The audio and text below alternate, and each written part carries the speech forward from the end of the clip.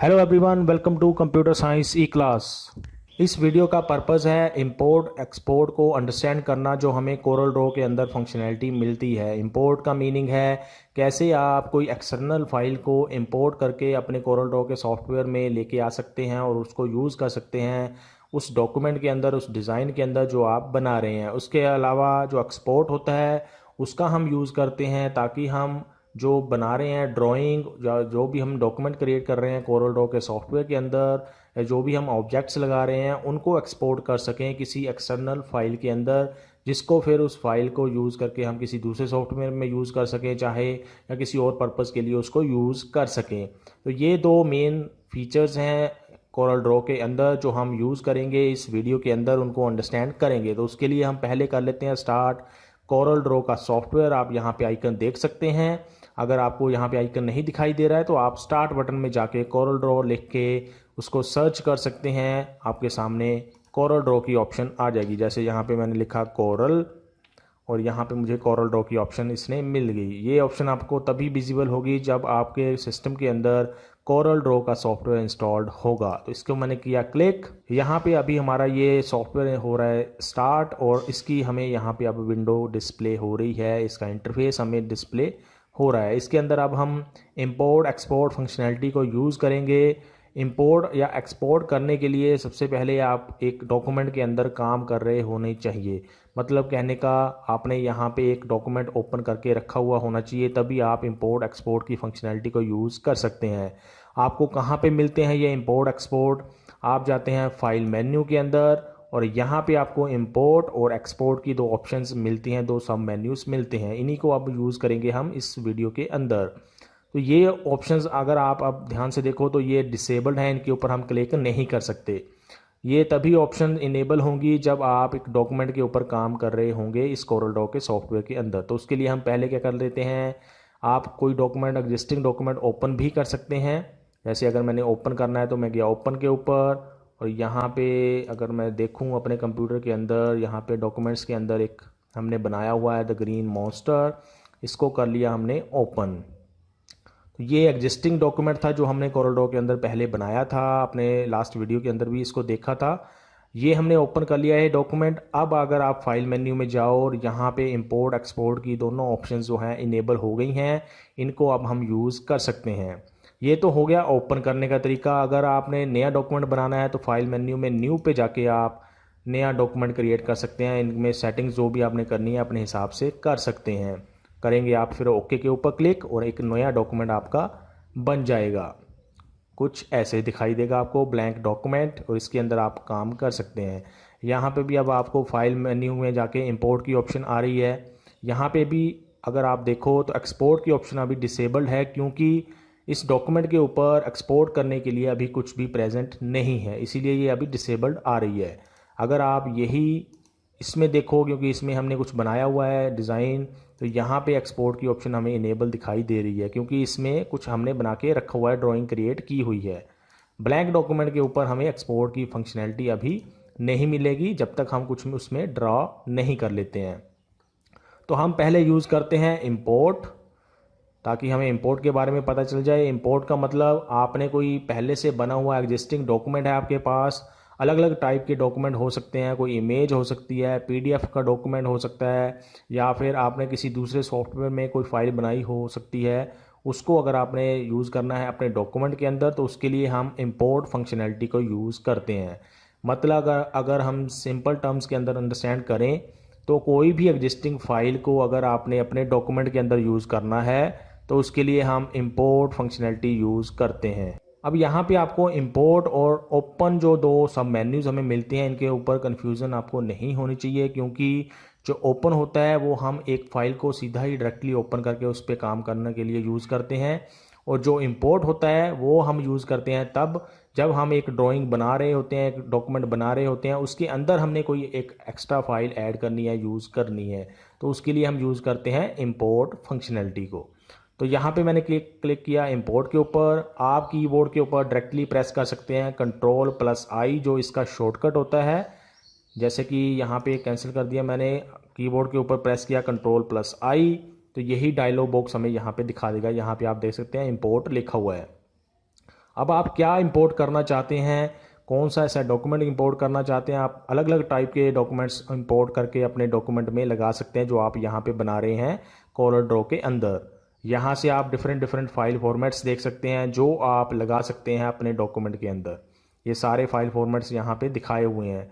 अगर आपने कोई पर्टिकुलर टाइप का फाइल टाइप का ही डॉक्यूमेंट लगाना है तो आप पहले उसको सिलेक्ट कर लो। जैसे सपोज करो आपने एक विंडोज़ बिटमैप टाइप का डॉक्यूमेंट आपने यूज़ करना है इस डॉक्यूमेंट के अंदर, एग्जिस्टिंग डॉक्यूमेंट, तो आप यूज़ कर लेंगे इस फाइल टाइप को। फिर आपको ये इसी के रिलेटेड यहाँ पे ऑप्शंस दिखाएगा।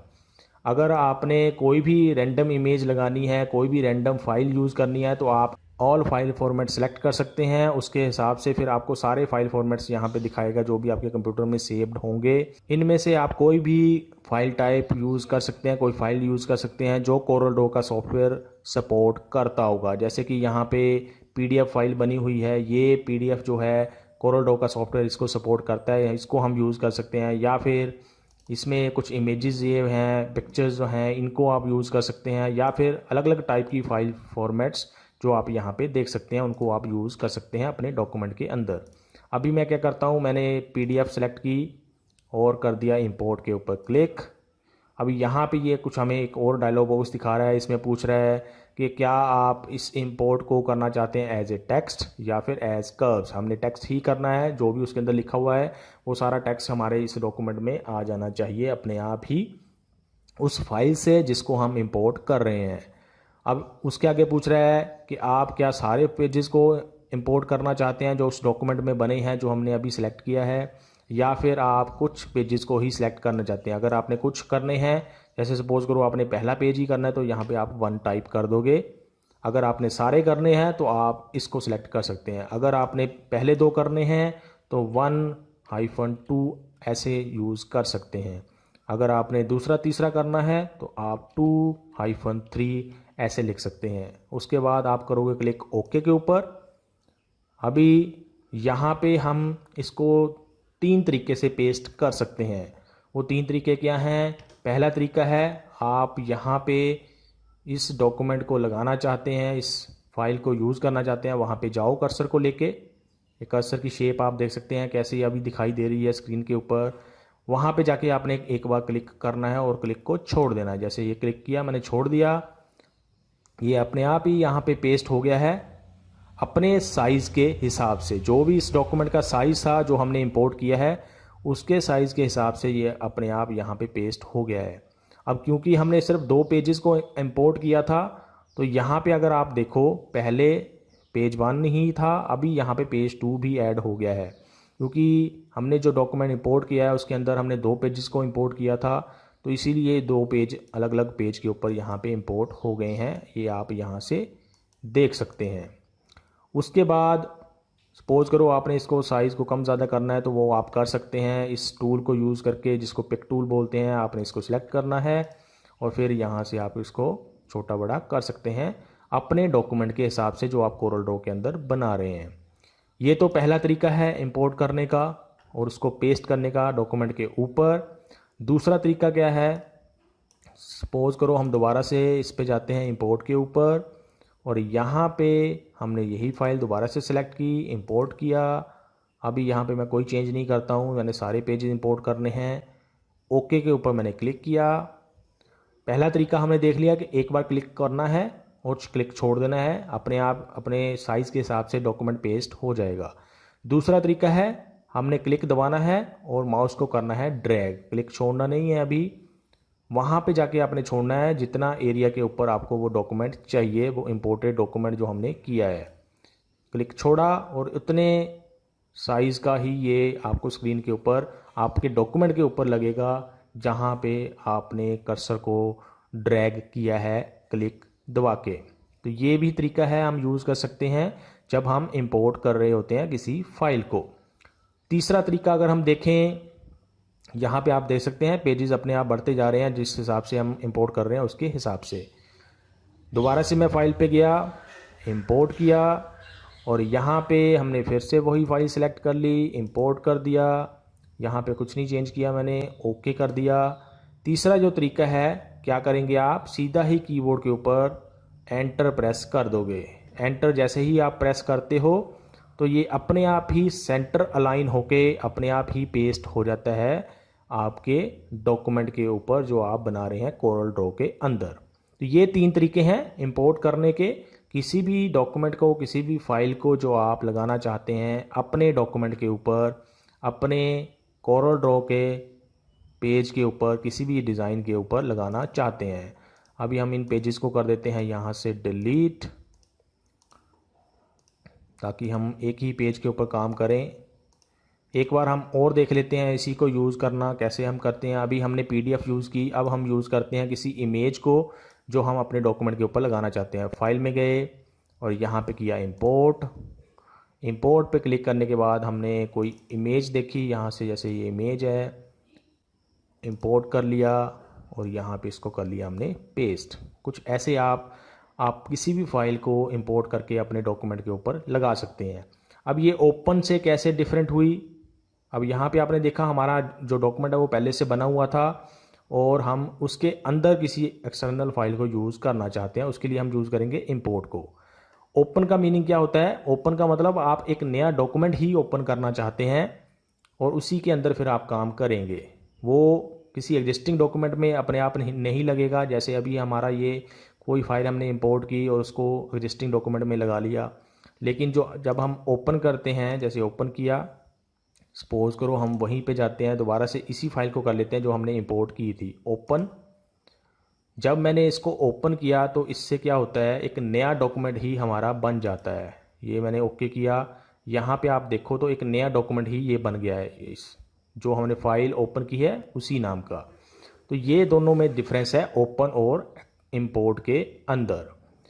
तो ये तो हो गया इंपोर्ट। अब हम चलते हैं एक्सपोर्ट के ऊपर। एक्सपोर्ट क्या होता है?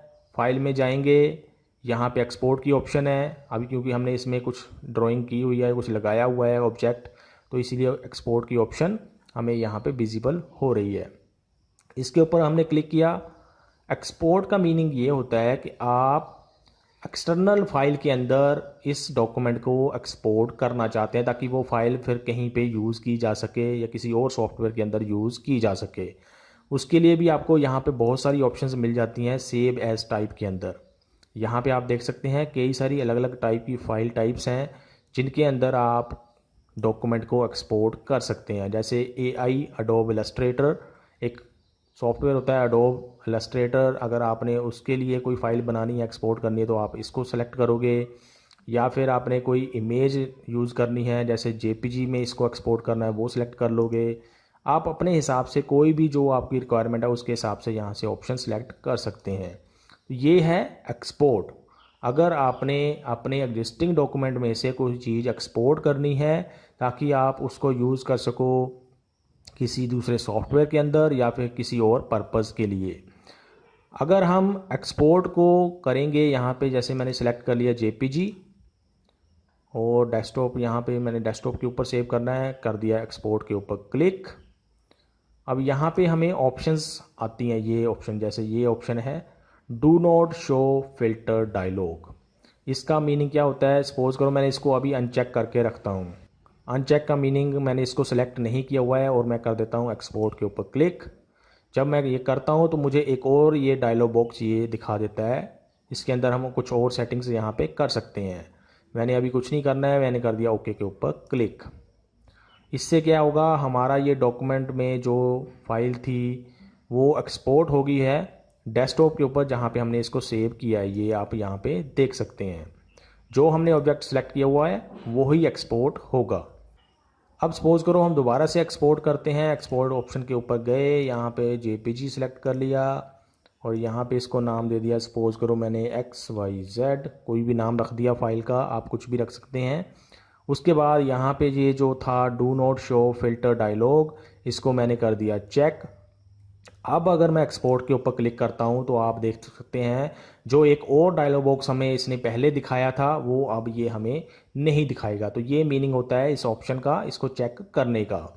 तो ये है तरीका एक्सपोर्ट करने का कोरल ड्रॉ के अंदर। अगर आपने अपने डॉक्यूमेंट में से जो आप कोरल ड्रॉ के अंदर बना रहे हो उसमें से कोई चीज़ एक्सपोर्ट करनी है ताकि आप उसको किसी और पर्पज़ के लिए या किसी और सॉफ्टवेयर में यूज़ कर सकें। अब अगर आप यहाँ पे देखो तो यहाँ पे दो ऑप्शंस हमें मिल जाती है फाइल मेन्यू में, एक सेव एज और एक मिलती है एक्सपोर्ट।